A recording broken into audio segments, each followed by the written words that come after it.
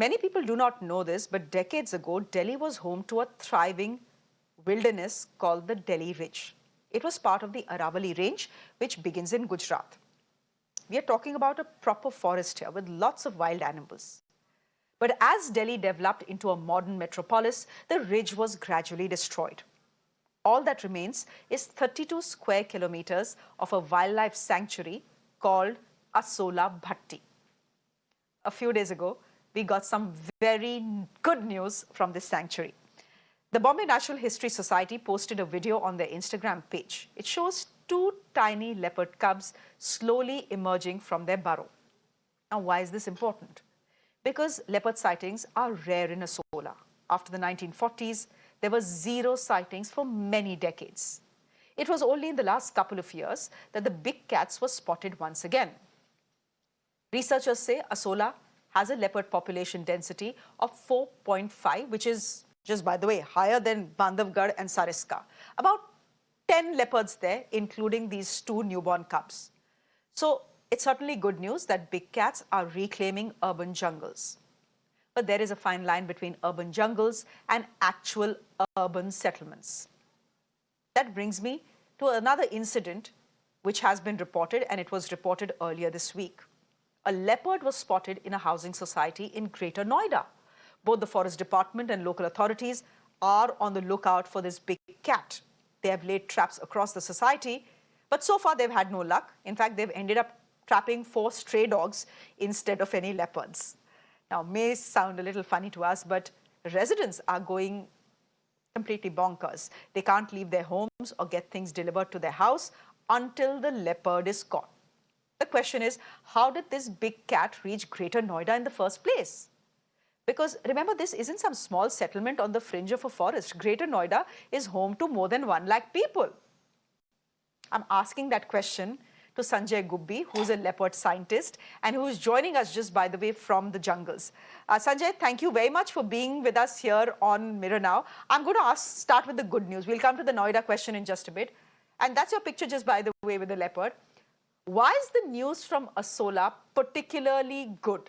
We are talking about leopards on the prowl at Gurgaon's footsteps. So why are we celebrating the birth of 2 new cubs? See, anytime you have a non-human life form suddenly reclaiming their area, which they were found in the past, it's always good news because there is biodiversity coming back, wildlife coming back, especially when large carnivores like leopards or hyenas come back. It's a good indicator that the ecosystem is rejuvenating, especially in the background that Aravallis and Asolabhatti wildlife sanctuaries were earlier mining areas, and mining has been stopped now, and non-human life forms are reclaiming their area. So always when you have large carnivores which are on the apex of the food chain, they reappear. It's always a good sign because then it's become a thriving ecosystem now. It's become a thriving ecosystem, and urban jungles, Sanjay, are not uncommon. Bombay has RA, Delhi has Asola, Bangalore as well. I would ask you, is that not reason to be scared? I mean, leopards and tigers in your midst, isn't that too close for comfort? No, actually, we should be very proud that New Delhi, right at its doors, has large carnivores like leopard. Of course, there is Bangalore, which has tigers right at its doorsteps. Bhopal has, Mumbai has, several other cities in India has this situation. So it's a proud thing. It's just that we need to be cautious. We need to develop awareness among people. And we need to, it's also a good indicator that where is that we should stop the urbanization. These are the borders where we need to say, okay, this is where our human dwelling should stop, and the next zonation should be for nature. There's no worry about people worrying about large mammals around their areas. It's just that we need to build awareness and be cautious about certain issues. So people venturing out into natural habitats, into the scrub jungle, they should not do it at night time. Even if they're going out at daytime for a walk or for a cycling activity or some other activity, they just need to ensure that they are talking with somebody else, or they put music on their mobile phone and go, so that animals know that there is somebody approaching them and they move out. And let me be very, tell you very clearly that animals, especially wildlife, are much more afraid of people than we are afraid of them. So it's a matter of how do we develop awareness Okay, amongst Sanjay. these people. So, for example, Gurugram has come out, is Okay. coming up right Hmm. in the middle of Hmm. this corridor between Asola Batti and Sariska Tiger Reserve and the Aravalis. So we just need to ensure that people who are in and around these areas, bordering the forest, are aware of the presence of animals, and they need to know what can be done and what should not be. Okay, so you're saying that humans should not venture into animal territory. But what are leopards then doing in Greater Noida? It's not humans who have gone to leopard territory. It's the leopard that is coming into human territory. There have been, as you know, a couple of sightings in housing societies in Noida, and there's a bit of a scare there.